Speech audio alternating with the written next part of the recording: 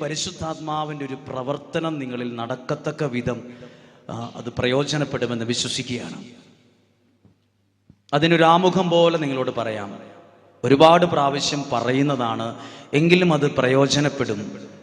പഴയ നിയമത്തിൽ കാണുന്ന ദൈവവചനം പരിചയപ്പെടുത്തുന്ന വ്യക്തിയാണ് ജോസഫ്. ജോസഫിൻ്റെ ശരീരത്തോട് ചേർന്നൊരു വസ്ത്രം കിടപ്പുണ്ടായിരുന്നു. അതാര് വലിച്ചു കീറി? സ്വന്തം സഹോദരന്മാർ മരുഭൂമിയിൽ വെച്ച് അഴിച്ചെടുത്തു എന്നല്ല, അത് വലിച്ചു കെടുത്തു. അത് വലിച്ചു കീറി എടുത്തിട്ട് ആടിൻ്റെ ചോര കൊണ്ട് മുക്കിയിട്ട് വീട്ടിൽ ചെന്ന് അപ്പനോട് പറഞ്ഞു, അവനെ പുലിയു കടുവ പിടിച്ചു തിന്നു എന്ന് പറഞ്ഞു. ദേ അവൻ്റെ വസ്ത്രത്തിൽ ചോര. അപ്പനത് വിശ്വസിച്ചു. അടുത്ത് ശ്രദ്ധിക്കണം, ജോസഫിൻ്റെ വസ്ത്രം വലിച്ചു കീറിയ സമയത്ത് ദൈവം അവന് വേണ്ടി കൊടുത്ത വസ്ത്രം ഏതാണ്? അവന്റെ വസ്ത്രം വലിച്ചു കീറിയ സമയത്ത് അവനൊരു പുതിയ ഡ്രസ്സ് അരമണിക്കൂർ കഴിഞ്ഞ് മേടിച്ചു കൊടുത്തു എന്നല്ല, പിന്നെയോ രാജാവിടുന്ന രാജാവിന്റെ വസ്ത്രമാണ് സ്വർഗത്തിലെ ദൈവം ആ ഒരു സങ്കട സമയത്ത് അത് ഏറ്റെടുത്തതിലൂടെ ദൈവം ഒരുക്കി കാത്തുവച്ചത്. ആണോ അല്ലയോ? അതിലൊരാള് പറഞ്ഞത് ഇങ്ങനെയാണ്, അവന്റെ വസ്ത്രം ഭൂമി വെച്ച് വലിച്ചു കീറിയപ്പം സ്വർഗത്തിലെ ദൈവം ഒരു തുണി മേടിച്ച് ഒരു തുണി മേടിച്ച് അവിടെ ഏതോ ഒരു തയ്യക്കാരൻ്റെ അടുത്ത് കൊടുത്ത് നന്നായിട്ട് അവന്റെ അളവിൽ തയ്പ്പിച്ചെടുത്ത് അവന് രാജാവാകുമ്പോൾ ഇടാൻ പാകത്തിന് ദൈവം അത് കരുതി സൂക്ഷിച്ചിട്ടുണ്ടായിരിക്കണം. ഒരു തരത്തിലും ജോസഫ് ഇതുപോലൊരു സ്ഥാനത്തെത്തേണ്ടതല്ല. ജോസഫ് കടന്നുപോയ സഹനത്തിലൂടെ നമ്മൾ കടന്നുപോയാൽ നമ്മളെ നോക്കി എല്ലാവരും പറഞ്ഞേനെ അവന്റെ ഭാവി തീർന്നു എന്ന് പറയില്ലേ? ജോസഫിന്റെ സ്ഥാനത്ത് അതുപോലെ സഹനത്തിലൂടെ നമ്മൾ കടന്നുപോയാൽ നമ്മളെ നോക്കി നമ്മുടെ ആൾക്കാർ, സുഹൃത്തുക്കൾ, ബന്ധുക്കൾ പറയും അവന്റെ ഭാവി തീർന്നുപോയി എന്ന്. അങ്ങനെ ചിന്തിച്ച് ഒരുപാട് പേര് ആ സമയത്തുണ്ടായെങ്കിൽ ജോസഫിന്റെ ഭാവി മരുഭൂമിയിൽ തീർന്നു പോയില്ല. ജോസഫ് ഒരിക്കലും രക്ഷപ്പെടേണ്ട ആളല്ല. കാരണം എന്താണ്? രാജ്യത്തിന്റെ ഉത്തരവാദിത്വമുള്ള ഒരാളുടെ ഭാര്യ കേസ് കൊടുത്തതാ ഇവനെതിരെ. രാജഭരണകാലത്ത് രാജാവിന്റെ അല്ലെങ്കിൽ ഭരണാധികാരിയുടെ ഭാര്യ കേസ് കൊടുത്താൽ അതിൽ നിന്ന് ഊരിപ്പോകാന്ന് തൽക്കാലം ആരും വെറുതെ പോലും ചിന്തിക്കണ്ട. ഇന്നത്തെ പോലെ അല്ല. ഫറവ് അല്ലെങ്കിൽ അധികാരമുള്ളവന്റെ ഭാര്യ വന്ന് പറഞ്ഞു, ഈ ജോസഫിനെതിരെ പരാതി കൊടുത്ത് കേസെടുത്തതാണ്. അതിൽ നിന്ന് വരെ ദൈവം പുറത്തെടുത്തിട്ട് ഭരണാധികാരിയായിരിക്കണമെങ്കിൽ അതിന്റെ പുറകിൽ എന്തുണ്ട്? അതാണ് ഞാൻ ഇന്ന് ബൈബിൾ വായിച്ച് ഒരാൾക്ക് വേണ്ടി പ്രാർത്ഥിച്ചപ്പോൾ ഒരു ദൈവവചനം ഇങ്ങനെ ഓർമ്മ വന്നു. ഞാൻ അന്നേരെ പോയി അവിടെ കിട്ടിയ ഒരു കടലാസ് എടുത്ത് അടയാളം വെച്ച ആ വചനം നിങ്ങളോട് പറയാം. മർക്കോസിന്റെ സുവിശേഷത്തിൽ 4-ാം അധ്യായത്തിൽ 35-ാമത്തെ വാക്യം ഇങ്ങനെയാണ്: സായാഹ്നമായപ്പോൾ ഈശോ ശിഷ്യന്മാരെ കൂടെ കൂട്ടി വള്ളത്തിൽ കയറി അക്കരയ്ക്ക് പോകാന്ന് പറഞ്ഞു പോയി.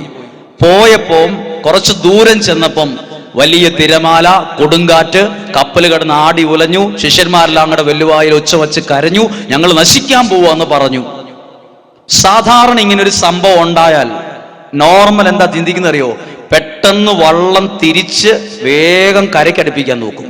പിന്നെ അപകടത്തിലേക്ക് മുന്നോട്ട് പോകണ്ടെന്ന് ഓർഡർ വരും. അറിവുള്ളവർ പറയും ഇനി മുന്നോട്ട് തുഴയുണ്ടെന്ന്. ഈ ബൈബിൾ വചനം എഴുതി 5-ാമത്തെ അധ്യായം തുടങ്ങുന്ന ഏത് വാക്കാന്ന് കേട്ടെ? അവർ കടലിന്റെ മറുകരയിൽ ഗരസേനരുടെ നാട്ടിലെത്തി. അപ്പോൾ ഈ പ്രതിസന്ധി വന്നപ്പം ഈ വള്ളം തിരിച്ചുവിടാൻ ഈശോ ഓർഡർ ഇട്ടോ ഇല്ലയോ? ഓർഡർ ഇട്ടോ. യാത്ര പുറപ്പെട്ടു. ഇടയ്ക്ക് വെച്ച് നിരന്തര പ്രശ്നങ്ങൾ ഉയർന്നു. മരണം വരെ മുഖാമുഖം കണ്ടു. ഈശോ പറഞ്ഞില്ല വള്ളം വേഗം തിരിച്ച് വേഗം കരയോടടുപ്പിക്കാനല്ല പറഞ്ഞത്. പ്രശ്നത്തെ എഴുന്നേറ്റ് നിന്ന് പ്രശ്നത്തെ അടക്കി ഒതുക്കി ഈ പോയ വള്ളം ഒരു സ്റ്റെപ്പ് പുറകോട്ടല്ല, പോയ വഴിക്ക് തന്നെ മുന്നോട്ട് പോയി എത്തേണ്ട സ്ഥലത്ത് ദൈവം എത്തിച്ചു. ഹല്ലേലൂയ. ഇവിടെ ഇരിക്കുന്ന ചില പ്രശ്നങ്ങളിലൂടെ കടന്നു പോകുന്ന നിങ്ങളോട് പറയട്ടെ, നിങ്ങളുടെ ഭാവി അടഞ്ഞുപോയി എന്ന് ചിലപ്പോ ഈ തിരമാല കാണുമ്പം ഈ ഇളക്കം കാണുമ്പം, ഈ പ്രശ്നം കാണുമ്പോൾ തോന്നും എൻ്റെ ജീവിതത്തിന്റെ ഭാവി ഇവിടം കൊണ്ട് തീർന്നു. ജോസഫിന്റെ ജീവിതത്തിൽ പ്രശ്നങ്ങൾ ഉണ്ടായപ്പോൾ പലരും ചിന്തിച്ചതാണ്, സഹോദരന്മാർ വരെ ചിന്തിച്ചു ഇവന്റെ ഭാവി തീർന്നു എന്ന്. പക്ഷെ അവന്റെ ഭാവി അവിടെയാ തുടങ്ങിയത്. അവന്റെ ജീവിതം തന്നെ മാറി മറിഞ്ഞത് അവിടെ വെച്ചാ. പറഞ്ഞേ ഹല്ലേലൂയ, അവർക്ക് പറഞ്ഞേ ഹല്ലേലൂയ. പ്രിയപ്പെട്ട ശ്രദ്ധിച്ചു, നമ്മുടെ ഭാവി തീർന്നിട്ടില്ല. നമ്മുടെ ഭാവി നമ്മളിൽ നിന്ന് എന്തൊക്കെ വലിച്ചു കീറിയെടുത്താലും, തിരമാല ഉയർന്ന് ആകാശത്തോളം ഉയർന്ന് നമ്മുടെ മൂടൂന്ന് തോന്നിയാലും, ദൈവം നമ്മുടെ കൂടെ ഉണ്ടെങ്കിൽ അതിനെ നിലയ്ക്ക് നിർത്തി ജീവിതത്തെ എത്തേണ്ട സ്ഥലത്ത് സുന്ദരമായിട്ട് എത്തിച്ചിരിക്കും. പറഞ്ഞേ ഹല്ലേലൂയ. ഇത് പറയാൻ വേണ്ടി അല്ല ഞാൻ സത്യത്തിൽ ഇന്ന് വന്നത്. ഞാൻ പറയാൻ ഉദ്ദേശിച്ച വചനം വളരെ നല്ലൊരു അനുഗ്രഹവും പ്രചോദനവും കിട്ടുന്ന വചനമാണ്. പഴയ നിയമത്തിലെ ഒരു ദൈവവചനമാണ്. ന്യായാധിപന്മാരുടെ പുസ്തകമാണത്. അതിൽ 6-ാമത്തെ അധ്യായം എന്നാണെന്നറിയാമോ? ഒരാളുടെ പേരാ എഴുതി വെച്ചിരിക്കുന്നത്. ആളുടെ പേരാണ് ഗിദയോൻ. എന്താണ് പേര്? ഗിദയോൻ. നല്ലൊരു ആളുടെ പേരാണ്. ഗിദയോന്റെ ജന്മനാ ഉള്ള സ്വഭാവം എന്നാണെന്നറിയോ? ഗിദയോൻ ഒരു ഉൾഭയമുള്ള ഒരാളാണ്. എല്ലാത്തിനും പേടിയും. ഒരു യുദ്ധം വന്നാൽ വരെ അന്നേരെ ഓടി എവിടെയേലും ഒളിച്ചിരിക്കും, പാത്തിരിക്കും. ആരെ ശ്രദ്ധിക്കപ്പെടാത്ത സ്ഥലത്ത് പോയി കുനിഞ്ഞുകൂടിയിരിക്കും. ഇതാണ് ഗിദയോൻ. അങ്ങനെയുള്ള ഗിദയോന്റെ അടുത്ത് ദൈവം വരുന്നൊരു സമയമാണ് 6-ാമത്തെ അധ്യായം 11 മുതലുള്ള വാക്യങ്ങൾ. 12-ാമത്തെ വാക്യം ഇങ്ങനെയാണ്: കർത്താവിന്റെ ദൂതൻ അവന് പ്രത്യക്ഷപ്പെട്ടു. ആർക്ക്? പേടിയുള്ള, ഉൾഭയമുള്ള, ഇനി എന്തേലും ഒരു പ്രശ്നം വരുമോ എന്ന് വിചാരിച്ച് എവിടെയെങ്കിലും ഒളിച്ചിരിക്കുന്ന ഗിദയോന് ദൈവത്തിന്റെ ദൂതൻ പ്രത്യക്ഷപ്പെട്ടു. ഒന്ന് ശ്രദ്ധിച്ചേ, ഗിദയോന്റെ സ്വഭാവം ഉൾഭയമുള്ള, പേടിയുള്ള, ഭയമുള്ള ആരെങ്കിലും വന്നാൽ അന്നേരം ഒളിക്കുന്ന സ്വഭാവമാണ്. ദൈവത്തിന്റെ ദൂതൻ വന്നിട്ട് പറഞ്ഞ വാക്ക് നിങ്ങൾ ശ്രദ്ധിച്ചേ. 12-ാമത്തെ വാക്യം: കർത്താവിന്റെ ദൂതൻ അവന് പ്രത്യക്ഷപ്പെട്ട് പറഞ്ഞു, ശക്തനും ധീരനുമായ മനുഷ്യ, കർത്താവ് നിന്നോടുകൂടെ. എന്താ പറഞ്ഞത്? അപ്പൊ ഗിദയോൻ സത്യത്തിൽ ആരാ? ഉൾഭയമുള്ള, പേടിയുള്ള, ശക്തിയില്ലാത്ത, ധൈര്യമില്ലാത്തവനാണ്. അപ്പൊ ദൈവം എന്തിനാ നേരെ ഓപ്പോസിറ്റ് വിളിച്ചത്? ശക്തനും ധീരനുമായ മനുഷ്യാന്ന്. ഇത് എപ്പോഴാ വിളിക്കുന്നതെന്നറിയോ? മിദിയാൻകാരി യുദ്ധത്തിന് വരുവാന്ന് കേട്ട് പുള്ളി മുന്തിരിച്ചെക്കിൽ ഗോതമ്പ് മെതിച്ച് ഒളിച്ചിരിക്കുമ്പോഴാണ് ദൈവത്തിന്റെ ദൂതൻ വന്ന് പറയുന്നത്. സത്യത്തിൽ എന്താ വിളിക്കേണ്ടത്? ഉൾഭയമുള്ള ഗിദയോനെ, പേടിയുള്ള ഗിദയോനെ, എടാ നീ പേടിക്കണ്ട, ഞാനുണ്ട് നിന്റെ കൂടെ എന്നല്ലേ പറയണ്ടേ? അപ്പോൾ അതിൽ നിന്നൊരു കാര്യം മനസ്സിലാക്കാനുണ്ട്. എന്താ മനസ്സിലാക്കേണ്ടത്? ഞാൻ മനസ്സിലാക്കിയ കാര്യം പറയാം. മനുഷ്യൻ കാണുന്നത് പോലെ അല്ല ദൈവം ഒരു കാര്യത്തെ കാണുന്നത്. മറക്കരുത്. ഹല്ലേലൂയ. മനുഷ്യൻ ഗിദയോനെ കണ്ടത് പേടിയുള്ളവൻ, നാണമുള്ളവൻ, ധൈര്യമില്ലാത്തവൻ, ശക്തിയില്ല, പ്രശ്നം വരുമ്പോ ഓടി ഒളിക്കുന്നവൻ, കൂഞ്ഞുകൂടിയിരിക്കുന്നവൻ. അങ്ങനെയാണ്, ഇങ്ങനെയാണ് ദൈവം വിളിക്കേണ്ടത്. പേടിയുള്ളവനെ, ഭയമുള്ളവനെ നീ എന്തിനാ പേടിക്കുന്നത്? ഇതാ ചോദിക്കേണ്ടത്. പക്ഷെ പറഞ്ഞത് നേരെ ഓപ്പോസിറ്റാ. ശക്തനും ധീരനുമായ മനുഷ്യ. പേടിയ, ഭയമാന്നിരിക്കുന്ന എല്ലാവരോടും പറയുന്ന വാക്കാണിത്. ശക്തനും ധീരനുമായവരെ. പറഞ്ഞു ഹല്ലേലൂയ. എനിക്കതിൽ നിന്ന് മനസ്സിലായ ഒരു കാര്യം, നമ്മൾ ഒരാളെ കാണുന്ന പോലെ അല്ല ദൈവം ഒരാളെ കാണുന്നത്. ആണോ? നമ്മൾ പലരെയും കണ്ടിട്ട് അവരൊന്നും ഒരിക്കലും ശരിയല്ല എന്ന് പറയും. നമ്മൾ കാണുന്ന പോലെ അല്ല ദൈവം ഒരാളെ കാണുന്നത്. അത് നമ്മളെല്ലാം മനസ്സിലാക്കണം. നമ്മൾ എവിടെയും തല കുനിക്കേണ്ടവരല്ല. കാരണം അയ്യോ അവരൊക്കെ അങ്ങനെയാണല്ലോ എന്നെക്കുറിച്ച് ചിന്തിക്കുന്നത്, അവരെന്നെക്കുറിച്ച് ചിന്തിക്കുന്നത് എന്നാന്ന് നോക്കിയിട്ട് ഞാൻ കുനിഞ്ഞുകൂടി പോകേണ്ടവരല്ല. ദൈവം എന്നെക്കുറിച്ച് ചിന്തിക്കുന്നത് അവരെന്നെക്കുറിച്ച് ചിന്തിക്കുന്ന പോലെ അല്ല. അങ്ങനെയാണെങ്കിൽ ഇതാ വചനം നമ്മളെ പഠിപ്പിക്കുകയാണെങ്കിൽ ദൈവനോട് പറയുവാണ്, ശക്തനും ധീരനുമായ മനുഷ്യ. എന്താ ഇതിന് മനസ്സിലാക്കേണ്ട കാര്യം? മറക്കരുത്, മനുഷ്യര് നമ്മളെ പല രീതിയിൽ കണ്ടിട്ടുണ്ട്, കാണും, ഇനിയും കാണും, കുറ്റം പറയും, വിമർശിക്കും, വിധി എഴുതും. അതുപോലെ അല്ല ദൈവം എന്നെയും നിങ്ങളെയും കാണുന്നത്. ഹല്ലേലൂയ. ഒരു കരം ഉയർത്തി ഉറക്കെന്ന് പറഞ്ഞേ ഹല്ലേലൂയ, ഹല്ലേലൂയ. അത് മനസ്സിലാക്കി. രണ്ടാമത്തെ കാര്യം, 13-ാമത്തെ വചനം നമ്മൾ എല്ലാവരും തന്നെ എപ്പോഴെങ്കിലും ഒക്കെ പറഞ്ഞ വാക്കാ. ഗിദയോൻ ദൈവത്തോട് പറയുക ഒരു കാര്യം. ഇങ്ങനെയാ പറഞ്ഞത്, പ്രഭോ, ശ്രദ്ധിച്ചു കേട്ടോ, ഇതാണ് തിരിച്ചു മറുപടി. നീ ഞങ്ങളുടെ കൂടെ ഉണ്ടെങ്കിൽ എന്തുകൊണ്ടാണ് ഞങ്ങൾക്ക് ഇതെല്ലാം ഇങ്ങനെ സംഭവിച്ചുകൊണ്ടിരിക്കുന്നത്? നമ്മൾ പറഞ്ഞിട്ടില്ലേ ഇത്? നീ ഞങ്ങളുടെ കൂടെ ഉണ്ടെന്നൊക്കെ പറയുകയും ചെയ്യുന്നുണ്ട്, എന്നിട്ട് ഒരു ദിവസം പോലും സങ്കടമില്ലാത്ത ദിവസമില്ല. നീ ഞങ്ങളുടെ കൂടെ ഉണ്ടെന്നൊക്കെയാ പറയുന്നത്, പക്ഷെ ഞങ്ങളുടെ കടബാധ്യതയിലൊന്നും ഒരു മാറ്റവും ഇല്ല. ഓരോ ദിവസവും ഓരോ പ്രശ്നങ്ങളാണ്. ഗിദെയോൻ അന്നേരം ചോദിച്ചു, ദൈവം ഞങ്ങളുടെ കൂടെ ഉണ്ടെങ്കിൽ ഇപ്പൊ ഈ പ്രശ്നങ്ങളൊക്കെ എന്നാ ഇങ്ങനെ വരാൻ കാരണം? ഏത് അവസ്ഥയിൽ ഇങ്ങനത്തെ ചോദ്യങ്ങൾ വരുള്ളൂ? മനസ്സിൽ സന്തോഷമുള്ളപ്പോഴോ വിഷമമുള്ളപ്പോഴോ? വിഷമമുള്ളപ്പോൾ നമ്മൾ ദൈവത്തോട് ചോദിക്കുന്ന ചോദ്യമാ, ദൈവമേ ഈ പ്രാർത്ഥനയെല്ലാം നടത്തിയിട്ടും ഇതെല്ലാം സംഭവിക്കുന്ന എന്തുകൊണ്ടാ? നമ്മൾ ചോദിക്കും, നമ്മുടെ വീട്ടിൽ ചില പ്രശ്നങ്ങൾ ഉണ്ടാകുമ്പോൾ, രോഗങ്ങൾ വരുമ്പോൾ, നമ്മൾ വിചാരിക്കുന്ന പോലെ കാര്യങ്ങൾ പോകാതിരിക്കുമ്പോൾ നമ്മൾ ദൈവത്തോട് അല്പം ഗിദെയോനെ പോലെ ചിലപ്പോൾ ചോദിക്കും, മനസ്സ് വിഷമിച്ച് ചോദിക്കും, എന്തുകൊണ്ടാണ് ദൈവമേ ഇത്രയൊക്കെ പ്രാർത്ഥിച്ചിട്ട്, ഇത്രയൊക്കെ പ്രാർത്ഥനയ്ക്ക് പോയിട്ട്, എല്ലാ വിധത്തിലും ചെയ്യേണ്ടതൊക്കെ ചെയ്തിട്ട് ഇതൊക്കെ എന്നാ ഇങ്ങോട്ട് വരുന്നത് എന്ന് ചോദിക്കും. ഗിദെയോനും അതുപോലെ ചോദിച്ചു, ഇതൊക്കെ എന്നാ ഇങ്ങനെ സംഭവിക്കാൻ കാരണം എന്ന് ചോദിച്ചു. ഇനി അടുത്ത ചോദ്യം മനസ്സിന്ന് ഒരു പൊട്ട മനുഷ്യൻ ചോദിക്കുന്ന പോലെ ചോദിക്കുന്നത് കേട്ടോ.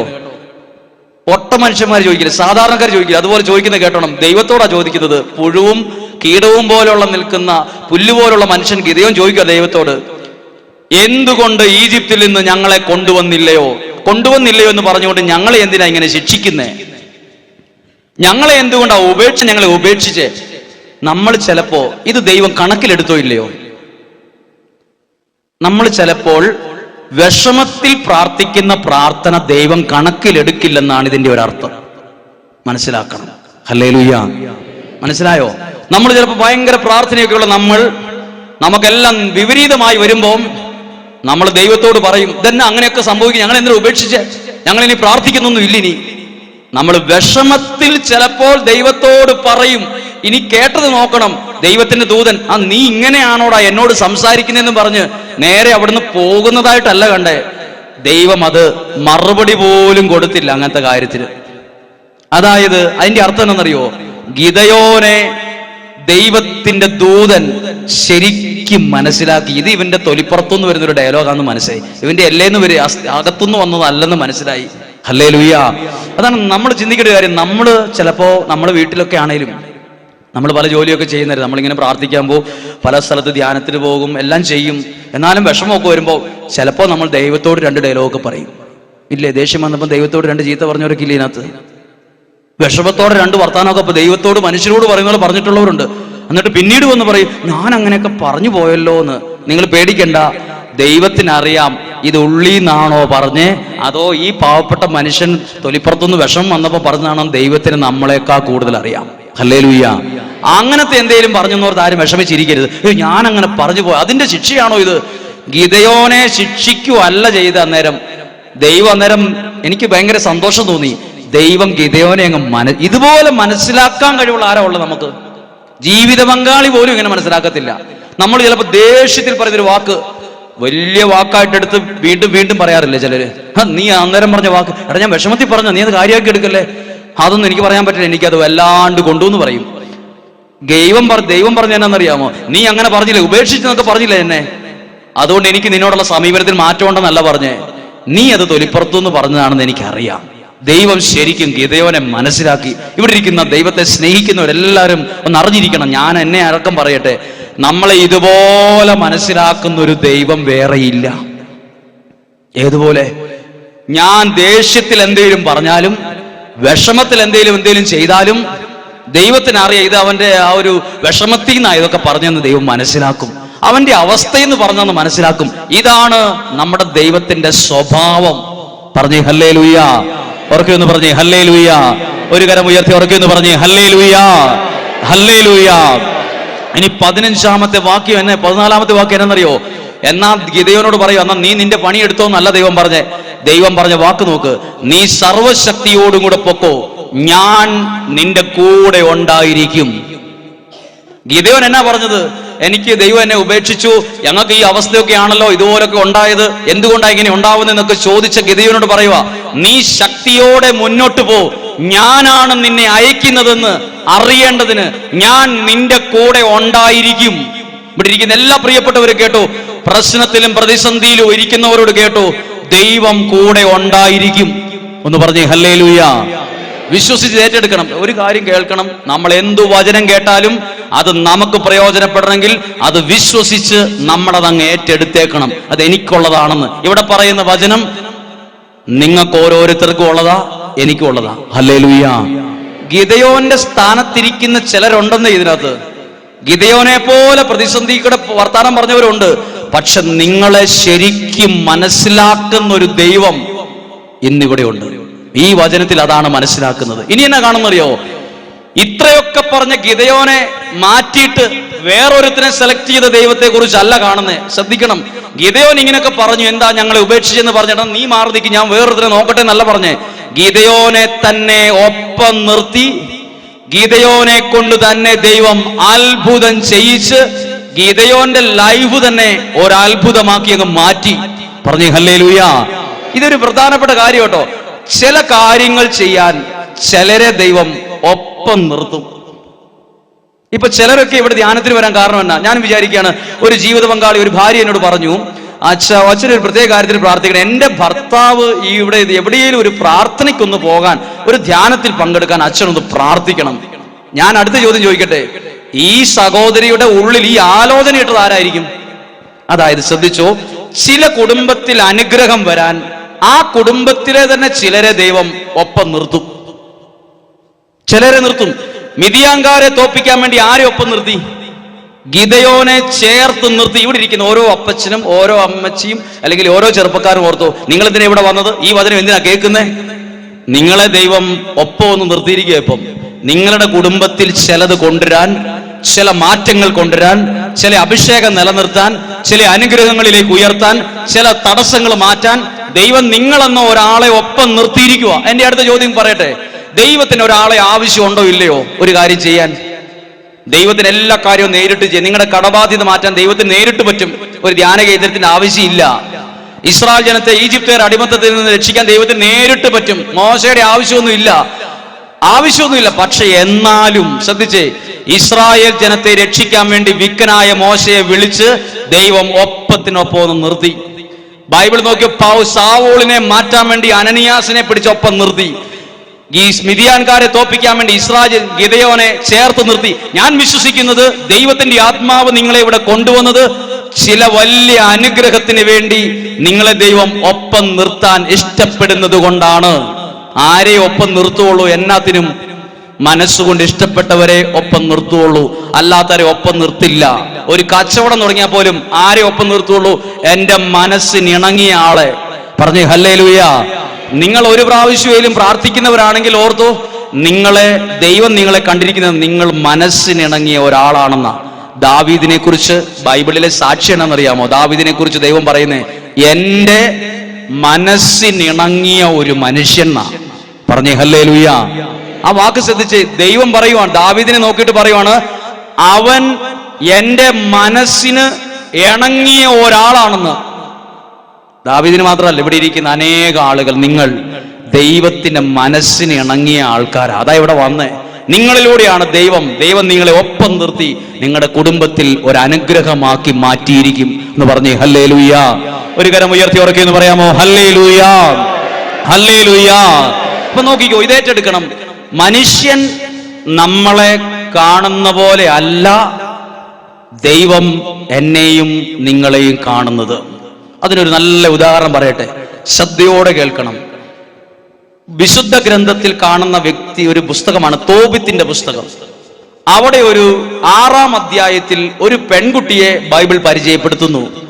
പെൺകുട്ടി സമ്പന്നയാണ്, സുന്ദരിയാണ്, വലിയ നിലവാരമുള്ള ആളാ. പെൺകുട്ടിയുടെ പേര് സാറ. എത്ര കല്യാണം കഴിച്ച ആളാണെന്നറിയാമോ? സാറായുടെ വിവാഹം 7 പേരെ കല്യാണം കഴിച്ചയാളാണ്. 7 പേരെ കല്യാണം കഴിച്ചിട്ടും 10 ദിവസം പോലും ഒരുമിച്ച് താമസിച്ചിട്ടുമില്ല. ആദ്യ മണിക്കൂറുകളിൽ തന്നെ ജീവിത പങ്കാളിയായി ഭർത്താവ് മരിച്ചു, ശവസംസ്കാരം കഴിഞ്ഞു. 6-7 പേരെ കല്യാണം കഴിച്ചിട്ട് ഭർത്താക്കന്മാർ മരിച്ചുപോയി. ഈ സ്ത്രീ നാട്ടിൽ ജീവിക്കുമ്പം വീട്ടുകാരെന്നായിരിക്കും പറയാ, നീ ഈ വീട്ടിൽ നിന്ന് പുറത്തു പോലും ഇറങ്ങിയേക്കരുത് കേട്ടോ, ഞങ്ങൾ നിന്നെ കൊണ്ട് മടുത്തു എന്ന് വേണേ പറയും. ഇനി നീ കല്യാണമാണെന്ന് പറഞ്ഞ് നിൽക്കണ്ട, നീ ഏകസ്ഥ ജീവിതം നയിച്ചാൽ മതി എന്ന് പറയും. 7 പേരെ കല്യാണം കഴിച്ചിട്ട് 7 ചെറുപ്പക്കാർ മരിച്ചുപോയി, അതും 10 ദിവസം പോലും ജീവിച്ചിട്ട് പോലും ഇല്ല. അങ്ങനെയാണെങ്കിൽ ഈ വ്യക്തിയെ നാട്ടിലും നാട്ടുകാരും സുഹൃത്തുക്കളും ബന്ധുക്കളും കൂടപ്പുറപ്പും എന്നാ പറയും? ഇനി നീ മറ്റൊരു കല്യാണത്തിന് നിൽക്കണ്ടെന്നല്ലേ പറയണ്ടേ? നമ്മൾ അതിന് ആ വീട്ടിലെ ഒരാളാണേലും പറയില്ലേ, എൻ്റെ പൊന്നു കൂടപ്പുറപ്പ് ഇനി വേറെ കല്യാണം ആലോചിച്ച് പോകല്ലേ. എത്രയോ ശവടൊക്കെ ഈ ഒരു ഒറ്റ പെണ്ണിന്റെ പേര് നടന്നു ഈ വീട്ടിൽ, ഇനി ഈ വീട്ടിൽ വിഷമമാകരുത് എന്ന് പറയും. അങ്ങനെ 8ാമത്തെ കല്യാണം ആരാ കൊണ്ടെന്ന് അറിയോ? ദൈവം കൊണ്ടുവരുക 8ാമതൊരു കല്യാണം. അതായത് 7 ഭർത്താക്കന്മാർ മരിച്ചുപോയ ജീവിതത്തിൽ നിങ്ങൾ ഓർത്തോക്കെ, സാറായുടെ മനസ്സ് ഒരു ചില്ല് ഗ്ലാസ് പൊട്ടിച്ചെതറുന്ന പോലെ തകർന്നു പോയിട്ടുണ്ടാവില്ലേ? കാരണം 7 പേരെ കല്യാണം കഴിച്ചിട്ട് ജീവിക്കാൻ പറ്റിയിട്ടില്ല അവരുടെ കൂടെ ഒന്നും. അവർ 7 പേരും മരിച്ചും പോയി. എന്തൊരു ഭീകരാവസ്ഥയെ ചിന്തിക്കാൻ പോലും പറ്റില്ല. അങ്ങനെ അത്രയൊന്നും തകർന്നവർ ഒരു മനുഷ്യൻ പോലും ഈ ജില്ലയിൽ പോലും ഇല്ല. ഇത്രയും തകർന്നവരെ ചിലപ്പോൾ ഒരാളെങ്ങാനും ചിലപ്പോൾ നിങ്ങൾക്ക് പോലും ഓർമ്മയുണ്ടാവില്ല. അങ്ങനെ ഒരാളെ ഒന്നും ഇവിടെ ആരും ഇല്ല എന്ന് പറയും. അത്രയും തകർന്ന ഒരാൾക്ക് വേണ്ടി ദൈവം വേറൊരാളെ കൊണ്ടുവരുവാണ്. തോബിത്തിന്റെ മകൻ തോബിയാസിനെ കൊണ്ടുവരുവാണ് വിവാഹാലോചനയായിട്ട്. എന്നിട്ട് ബൈബിളിൽ കാണുന്നത് 7 പ്രാവശ്യം കുടുംബജീവിതം പരാജയപ്പെട്ടു പോയ സാറായിക്ക് സർവശക്തനായ ദൈവം 8, 9, 10 അധ്യായത്തിൽ എഴുതിയിരിക്കുകയാണ്, അവൾക്ക് അനുഗ്രഹമുള്ള ഒരു ജീവിത പങ്കാളിയെ കൊടുത്ത് ആയുസ്സെത്തുന്നത് വരെ ആരോഗ്യത്തോടെ സന്തോഷത്തോടെ ഒരു കുടുംബജീവിതം ദൈവം അവൾക്ക് കൊടുത്തു. പൊട്ടിത്തകർന്ന് 7 പേരെ കല്യാണം കഴിച്ചപ്പോ എല്ലാവരും പറഞ്ഞതാണ് അവളുടെ ഭാവിയൊക്കെ തീർന്നു എന്ന്. പക്ഷെ ഭാവി തീർന്നു എന്ന് മനുഷ്യൻ പറഞ്ഞാലും അവളുടെ ഭാവിയെ ദൈവം ഒന്നും കൂടെ റീബിൽഡ് ചെയ്തു, പുതുക്കി പണിതു. പറഞ്ഞു ഹല്ലേലൂയാ. ഉറക്കെന്ന് പറഞ്ഞു ഹല്ലേലൂയാ. ഏത് തരത്തിൽ വിഷമിക്കുന്നവരുണ്ടോ അവർക്കെല്ലാം ഒരു ദൂതാണിത്.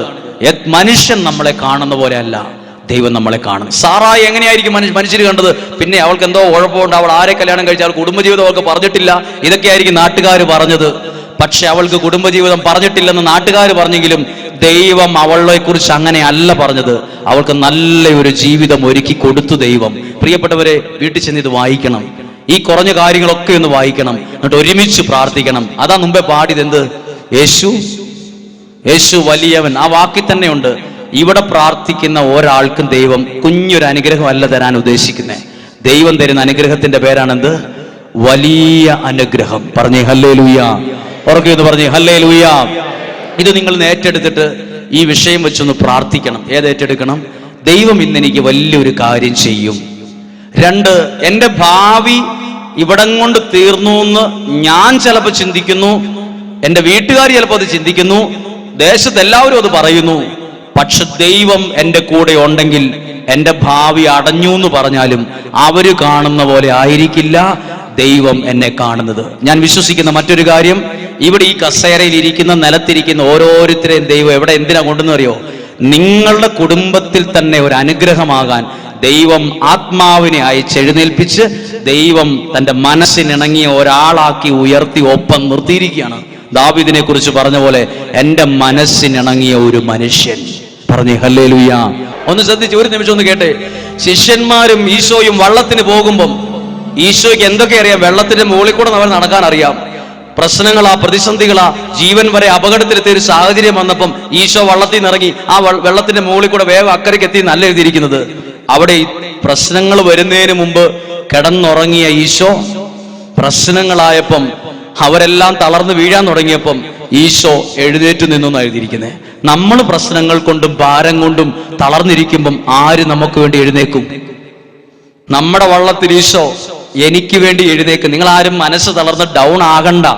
പലരും സംസാരിക്കുമ്പം അവരുടെ വാക്കെന്നറിയോ? അവരുടെ ഡൗൺ ആയ മനസ്സിൽ നിന്നാ വാക്കുകൾ വരുന്നത്.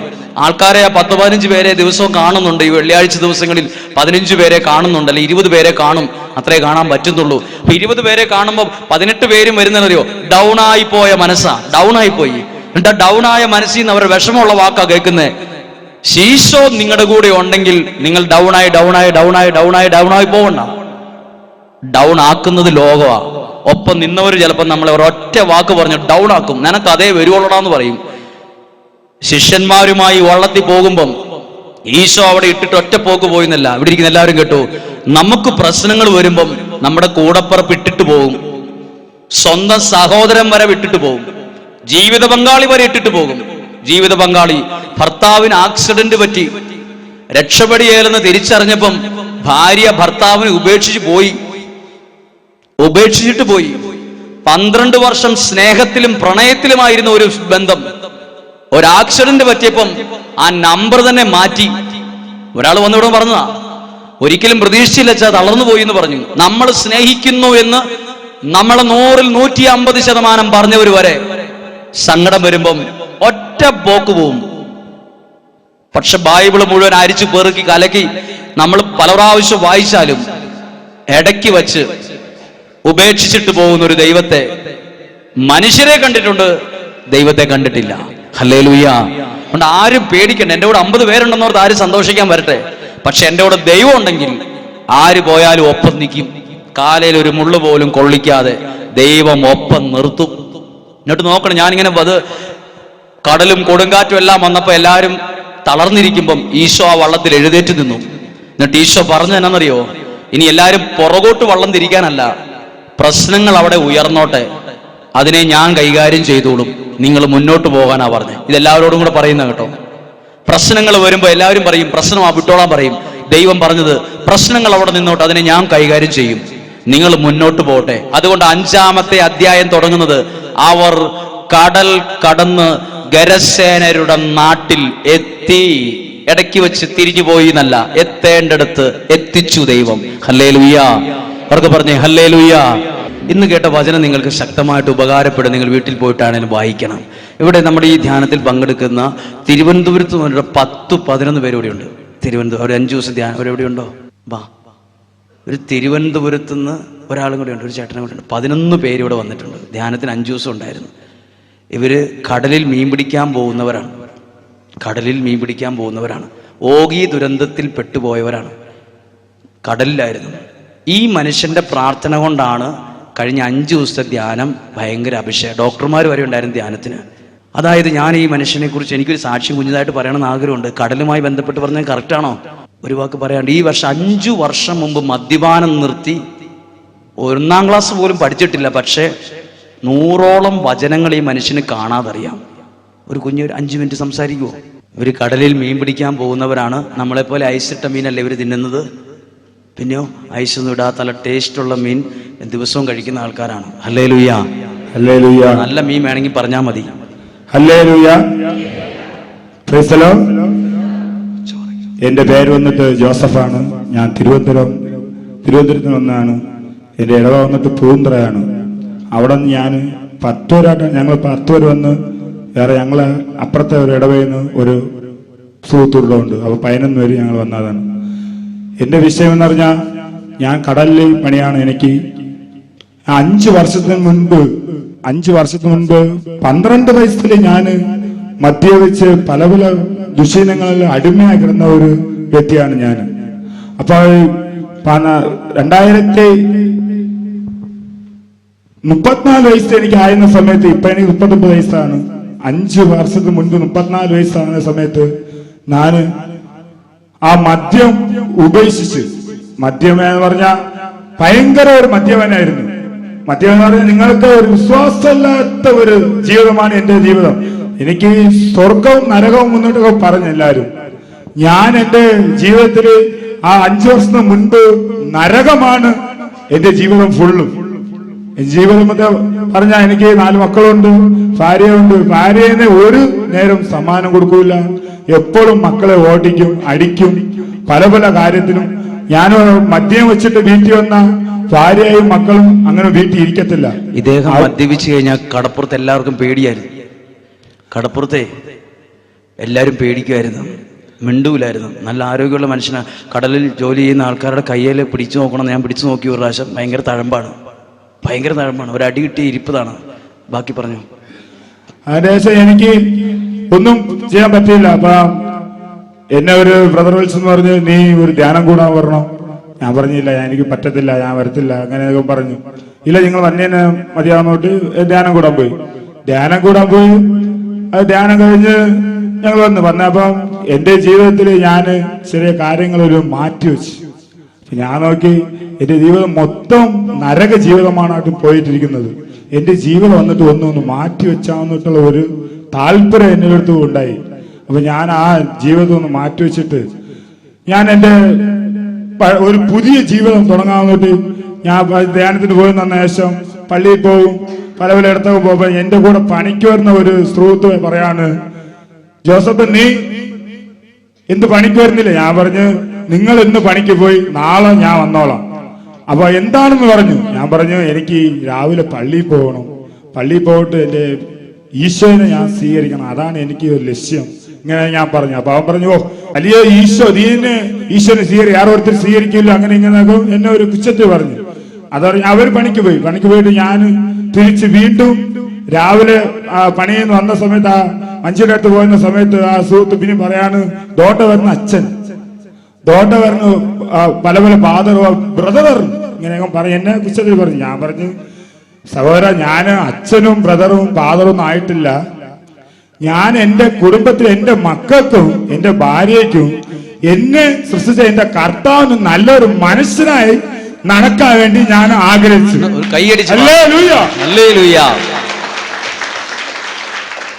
അതിന്റെ ശേഷം എനിക്ക് ഞാന് പണിക്ക് പോയ സമയത്ത് നവംബർ മാസം 29-ാം തീയതിയാണ് 2018 നവംബർ മാസം 29-ാം തീയതി ഞാൻ പണിക്ക് പോകുന്നു.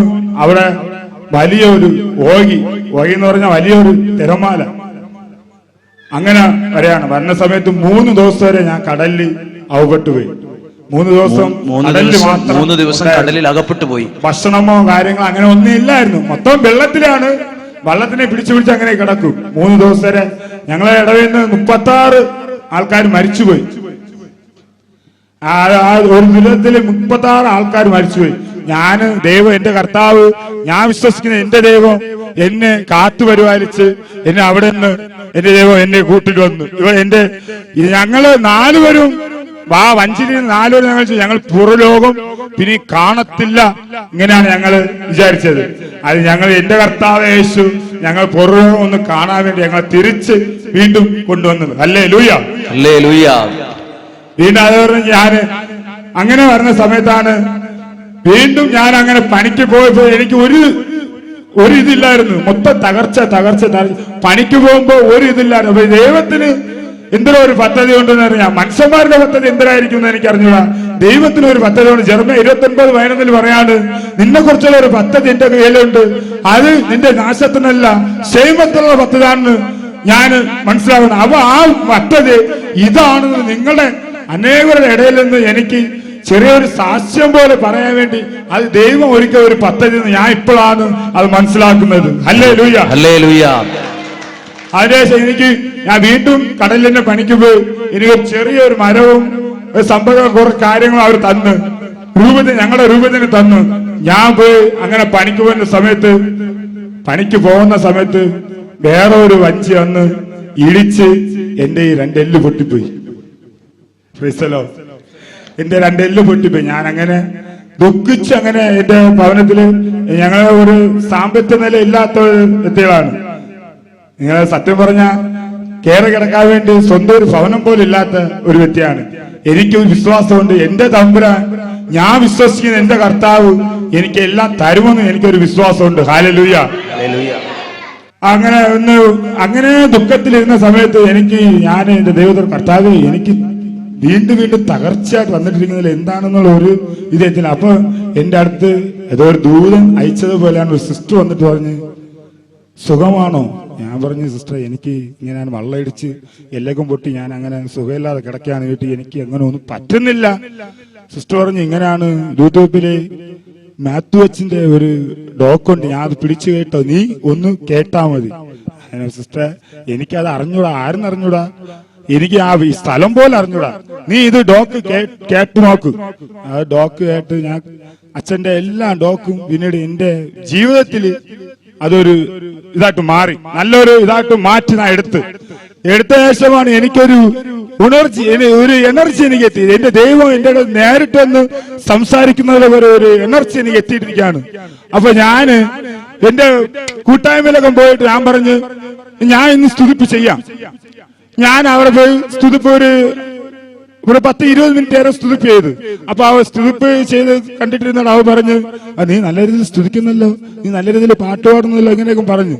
അപ്പൊ നീ ഒരു ദിവസം ഒരു ഡോക്ക് നീ ചെയ്യണം. ഞാൻ പറഞ്ഞു കർത്താവേ ഇന്നാ കളയും, എനിക്ക് ഡോക്ടർ എന്തിരുന്നു ഇങ്ങനെ ഒരു ഇത് അറിഞ്ഞൂടാ. അച്ഛൻ പറഞ്ഞതുപോലെ എനിക്ക് പഠിച്ച ഒന്നുമില്ല, ഞാൻ വചനം എന്തിനാന്ന് എനിക്ക് അറിഞ്ഞൂടായിരുന്നു. അപ്പൊ എന്റെ ആരോ എന്ന് പറയുന്നത് നീ അത് നിനക്ക് പറ്റും. ഇപ്പൊ ഞാൻ പോയിട്ട് ഇതേപോലെ ഞങ്ങള് ഇതേപോലെ എല്ലാവരും വേളാങ്കണ്ണി കുരിശടിയിലാണ്, ആ കുരിശിലാണ് നമുക്ക് പ്രാർത്ഥന കൂട്ടായ്മ ഉള്ളത്. അപ്പൊ ചെയ്യുന്നവർ ആരോ എന്റെ അടുത്ത് പറഞ്ഞതുപോലെ ഞാൻ ആ ലീഡറെ അടുത്ത് പറഞ്ഞു ഞാൻ ചെയ്യാം. ആരോ എന്റെ അടുത്ത് പറഞ്ഞു, ഞാൻ അയാളടുത്ത് പറഞ്ഞു ഞാൻ ചെയ്യാന്നിട്ട് ഞാൻ പോയി നിന്ന് ചെയ്തു. ചെയ്ത ശേഷം ഞാനവിടെ ആൾക്കാർ നിന്നിട്ട് എന്റെ മനസ്സിൽ വന്ന ഒരു 4-3 വചനവും കാര്യങ്ങളെല്ലാം പറഞ്ഞെടുത്ത് എനിക്ക് എന്തിനു ഞാൻ പറഞ്ഞത് എനിക്ക് അറിഞ്ഞൂടാ. ഞാൻ അങ്ങനെ പറഞ്ഞിട്ട് 1 മണിക്കൂർ കഴിഞ്ഞ് 1.25 മണിക്കൂർ കഴിഞ്ഞ് 1.5 മണിക്കൂർ കഴിഞ്ഞ് ഞാൻ അങ്ങനെ സംസാരിച്ചിട്ടേ പോന്നു. അതിന്റെ ശേഷം ഞാൻ അങ്ങനെ നിർത്തിയിട്ട് അങ്ങനെ നിൽക്കുന്നു. തോന ആൾക്കാരൊക്കെ വന്നിട്ട് എന്നെ കെട്ടിക്കെട്ടി പിടിക്കുന്നു. ഞാൻ കാര്യം എന്തെന്ന് പറഞ്ഞവർ നന്നായിരുന്നു കേട്ടാ. അപ്പൊ ഞങ്ങളെ എടുത്ത് നന്നായിരുന്നു. അച്ഛന്റെ കുറെ കാര്യങ്ങളെടുത്ത് പറയാൻ അവിടെ പോയിട്ടാണ് അവര് നന്നായിരുന്നെന്ന് പറഞ്ഞു. ഹല്ലേലൂയ. ഈ ചേട്ടൻ എന്റെ കോപ്പി അടിച്ച് തിരുവനന്തപുരത്ത് പറയുന്നുണ്ടായിരുന്നു. പിന്നെയാണ് അറിഞ്ഞത് ഞാൻ എന്റെ അനുഭവങ്ങളൊക്കെ കോപ്പി അടിച്ച് തിരുവനന്തപുരത്ത് പറഞ്ഞു. അതോടെ ഞാൻ ചിന്തിച്ച് ഏതായിരുന്നാലും അച്ഛന്റെ ഒരു ധ്യാനം കൂടാൻ പോകണം. ഹല്ലേലൂയ. അച്ഛന്റെ ചെറിയൊരു എന്റെ ജീവിതത്തിൽ ദൈവം ഇപ്പൊ ഇവിടെ വന്ന് ചെയ്ത അത്ഭുതം ഞാൻ നിങ്ങളുടെ അടുത്ത് കുറച്ചു നേരം ഒരു 5 മിനിറ്റ് കുഴപ്പമില്ല. അപ്പൊ ഞാൻ ഇവിടെ വന്ന് ധ്യാനം കൂടാൻ അവിടെ നിന്ന് ടിക്കറ്റ് ബുക്ക് ചെയ്ത് ഇവിടെ ഒരു സാറിന്റെ അടുത്ത് വിളിച്ച് അയാൾ 10 സീറ്റ് ഞങ്ങൾക്ക് ബുക്ക് ചെയ്ത് തന്ന് ഇവിടെ ധ്യാനം കൂടാൻ വന്നു. അപ്പൊ ധ്യാനം കൂടാൻ വന്ന സമയത്ത് ഞാൻ പ്രിയപ്പെട്ടവരെ എന്റെ ഈ ജീവിതത്തിന് ശേഷം ഞാൻ ഒരു കാര്യം ചിന്തിച്ചത് എന്റെ ദൈവം എന്റെ കൂടെ ഉണ്ട്. അങ്ങനെ ഒരു കാര്യം ചിന്തിച്ചിട്ട് ഞാൻ എപ്പോഴും ദിവസം 4 ജപമാല പഠിക്കുമായിരുന്നു. 4 ജപമാല പഠിക്കും. ദിവ്യകാരന്റെ അടുത്ത് പോയി 1 മണിക്കൂർ നേരം ഇരുന്ന് മുട്ടിലിരുന്ന് പ്രാർത്ഥിക്കും. 2 കർണകുണ്ട പഠിക്കും. ഇങ്ങനെയൊക്കെ ഞാൻ പഠിച്ച് എന്റെ ദൈവം എന്റെ കൂടെ എന്നെ സപ്പോർട്ട് ചെയ്തിട്ടുണ്ട്. അപ്പൊ എന്റെ ദൈവം എന്റെ കൂടെ ഉണ്ടെന്ന് എനിക്കറിയാം. അപ്പൊ ഞാൻ ഇവിടെ വന്നിട്ട് ഒന്ന് ആലോചിച്ചു, കർത്താവേ ഇതെല്ലാ ആൾക്കാര്. അപ്പൊ ഞങ്ങൾ ധ്യാനം കൂടിയത് 140 ആൾക്കാരാണ് ധ്യാനം കൂടിയത്. അപ്പൊ ഞാൻ പറഞ്ഞു എല്ലാം വലിയ വലിയ ആൾക്കാരൊക്കെ ഇരിക്കുന്നു, വലിയ വലിയ പഠിത്തങ്ങൾ കാര്യങ്ങളെല്ലാം പഠിച്ചവരൊക്കെ ഇരിക്കുന്നു. ഈ ഇടയിൽ അച്ഛൻ എങ്ങനെയാണ് നമ്മളെ വിളിക്കും? എനിക്കൊരാഗ്രഹം, അച്ഛൻ ഒന്ന് വിളിക്കുമെങ്കിൽ അച്ഛൻ വിളിക്കും. എനിക്കൊരു ചിന്ത, ഒരു ആഗ്രഹം. അപ്പൊ ഈ ഇടയിൽ അച്ഛൻ എങ്ങനെയാണ് വിളിക്കുമെന്നോട്ട് എനിക്കൊരു തോന്നൽ. അതിനൊരു കാരണമുണ്ട്. ഈ ചേട്ടൻ ഉറക്കിയായിരുന്നു പ്രാർത്ഥിച്ചുകൊണ്ടിരുന്നത്. അപ്പൊ ധ്യാനത്തിന് തുടങ്ങിയപ്പോൾ ഒരു ചേച്ചി ചിന്തിച്ചു, ഇത് ഏത് മനുഷ്യനായി ഇതുപോലെ കിടന്ന് ഇവിടെ ഒച്ച വെക്കുന്നതെന്ന അർത്ഥത്തിൽ ഒരു ചേച്ചി, കാസർഗോഡ് ജില്ലയിൽ നിന്ന് വന്ന ചേച്ചിയാണ്. അപ്പോൾ ആ ചേച്ചി ഇങ്ങനെ ചിന്തിച്ചു, ഇത് ഏതോ ഒരു വട്ട് പിടിച്ച മനുഷ്യൻ ഇവിടെ കിടന്ന് കാറി പോവാണല്ലോ, ഇയാളുടെ പ്രാർത്ഥന കാരണം നാട് മനുഷ്യന് സമാധാനം ഇല്ലല്ലോ എന്നോർത്തു. അങ്ങനെ ഇദ്ദേഹത്തിന്റെ പ്രാർത്ഥനയെ അപ്പോൾ ഈ ചേച്ചി ഇത് ആണുങ്ങൾ ആരാന്നറിയാൻ വേണ്ടി കണ്ടുപിടിച്ചിട്ട് ഇയാൾ എന്തിനാവും ഇങ്ങനെ പ്രാർത്ഥിക്കും. ഒരു ദിവസം കഴിഞ്ഞപ്പം തിരുവനന്തപുരത്ത് വന്ന വേറൊരാളും കൂടി ഉണ്ട്. ഇവരുടെ ശക്തമായ പ്രാർത്ഥനയിൽ സ്വാധീനമായി ഞാൻ എൻ്റെ ജീവിതത്തിൽ 5-6 വർഷമായാലും ഇവിടെ ധ്യാനം നടത്തി. കഴിഞ്ഞ ഈ 2020 ഈ മാസം നടത്തിയ ധ്യാനം പോലെ അഭിഷേകമുള്ളൊരു മറ്റൊരു ധ്യാനം നടത്തിയിട്ടില്ല. എൻ്റെ ഒരു ഗുണമായിട്ടല്ല, ഈ സാധാരണ മനുഷ്യൻ പറയുവാണ്, സ്കൂളിൽ പോകാത്ത വിദ്യാഭ്യാസം ഇല്ലാത്ത എനിക്ക് 1-ാം ക്ലാസ്സിൽ ഇത്രയും അറിവുള്ളവരുടെ അടുത്ത് നിന്ന് ദൈവത്തിൻ്റെ പ്രാർത്ഥിച്ചപ്പം അതിൻ്റെ അഭിഷേകം ഒരു സ്പ്രേയുടെ കുപ്പി തുറന്നു വെച്ചാൽ അതിൻ്റെ സൗരഭ്യം പരക്കുന്ന പോലെ പരന്നിട്ട് എല്ലാവരും 100% ദൈവം ഇല്ലെന്ന് പറഞ്ഞ ആൾക്കാർ വരെ ദൈവമേന്ന് വിളിച്ച് പ്രാർത്ഥിച്ചിട്ടാണ് ഇന്ന് രാവിലെ ഇറങ്ങിപ്പോയത്. പല പറഞ്ഞു. അങ്ങനെ ഞാൻ അപ്പൊ അച്ഛൻ ഇത്രയും ആൾക്കാരുടെ ഇടയിൽ വിളിക്കുമെന്ന് ഞാൻ അറിഞ്ഞു. അപ്പോ എന്റെ ദൈവം ഒരാളുടെ അടുത്ത് എന്തെങ്കിലും പറഞ്ഞു കൊടുത്താൽ തന്നെ ആ ആള് പറയുന്നുണ്ട്. അപ്പൊ ഈ ചേട്ടനെ പോലെ ഒരു ചേട്ടൻ പാട്ട് പിടിക്കാൻ ഉണ്ടായിരുന്നു. അപ്പൊ ചേട്ടൻ പറയാണ്, ഒരു ദിവസം ഞാൻ ഇരുന്ന് 2 ദിവസം ഞാൻ റൂമിൽ കിടക്കുമ്പോഴും ഞാൻ പ്രാർത്ഥിച്ചു കർത്താവേ നാളെ ഇങ്ങനെ അച്ഛൻ വിളിക്കുമെന്ന് ഒരു ആകുല ഒരു ചിന്ത, ഒരു അത് ദൈവത്തിനോട് സ്നേഹവും ഈ അച്ഛനോടുള്ള ഒരു അഴുവട്ടുള്ള ഒരു സ്നേഹമാണ്. എനിക്ക് ഈ അച്ഛനെ കൂടെ ഒന്ന് കാണണം. അപ്പൊ ഇന്നലെ ആരാധന സമയം ഞങ്ങൾ നിങ്ങളെ സ്തുതിച്ച് പ്രാർത്ഥിക്കുന്ന സമയം പ്രാർത്ഥിച്ചിട്ട് ഞാൻ അവിടെ ഇരിക്കാണ്. കൊച്ചുമോ വന്നിട്ട് എന്നെ എണീച്ചിട്ട് പറയും, നിങ്ങൾ അച്ഛൻ വിളിക്കുന്നു പോവാൻ വേണ്ടി. റൂമിനകത്ത് പോയി അച്ഛൻ, മറ്റേ അച്ഛൻ പറയുന്നത്, എവിടെ നിന്നാണ് വന്നു നിങ്ങള്? ഞാൻ തിരുവനന്തപുരത്ത് നിന്ന്. കൊള്ളാം കേട്ടാ. ദൈവം ആ ആഗ്രഹവും എനിക്ക് ഇവിടെ വന്ന് വലിയൊരു അത്ഭുതമാണ് അതും നടത്തി തന്നത്. Hallelujah, hallelujah. അപ്പോ ദൈവത്തിനെ മാനിക്കുന്നവർക്ക് ദൈവവും മാനിക്കും അവരെ.